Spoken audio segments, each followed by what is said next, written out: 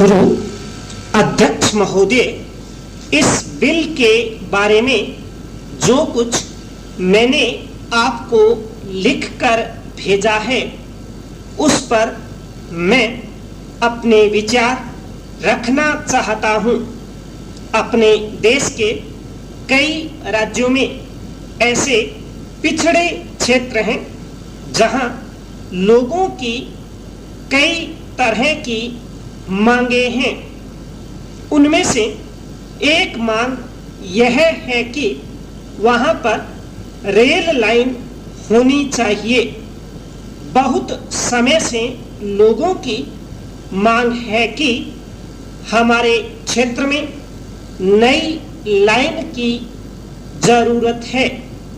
ऐसे बहुत से देहाती क्षेत्र हैं जहां पर अभी तक लोगों ने रेल लाइन नहीं देखी है। महाराष्ट्र में ऐसे कई क्षेत्र हैं जहां नई रेल लाइन होनी चाहिए। ऐसी रेल लाइन की मांग मैं 25 साल तक महाराष्ट्र विधानसभा में करता रहा हूं, लेकिन दुख है कि अभी तक इसके बारे में कुछ नहीं हुआ है।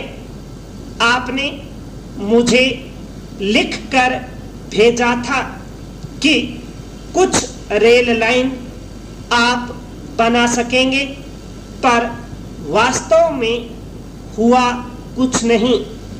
मैं समझता हूं कि जब तक इसके लिए एक विकास कोष नहीं बनाया जाएगा तब तक नए कार्यक्रम को शुरू नहीं किया जा सकेगा।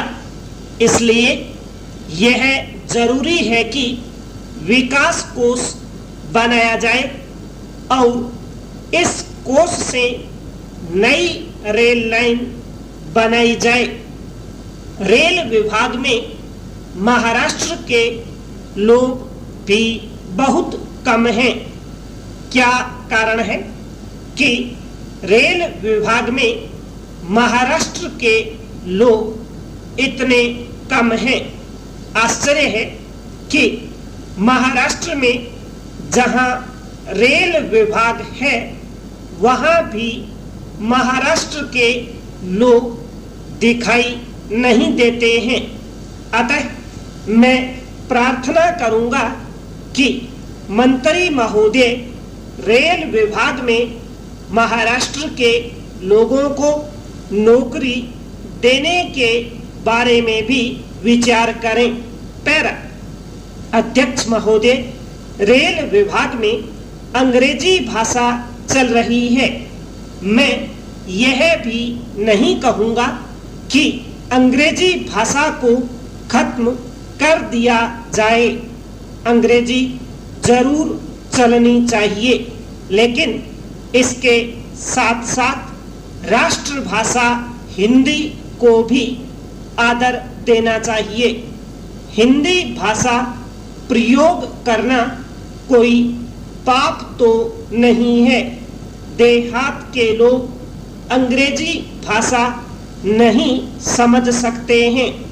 अगर रेल विभाग उनको अंग्रेजी भाषा में पत्र भेजे तो यह उन लोगों पर अन्याय करना होगा। इसलिए कम से कम महाराष्ट्र में अंग्रेजी के साथ साथ राष्ट्रभाषा हिंदी का प्रयोग भी किया जाना चाहिए। ऐसी भाषा का प्रयोग करना चाहिए जिसको लोग समझ सकें।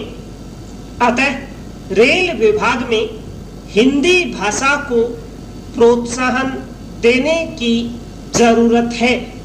मैं मंत्री महोदय से प्रार्थना करूंगा कि वे रेल विभाग में फैले भ्रष्टाचार को समाप्त करें।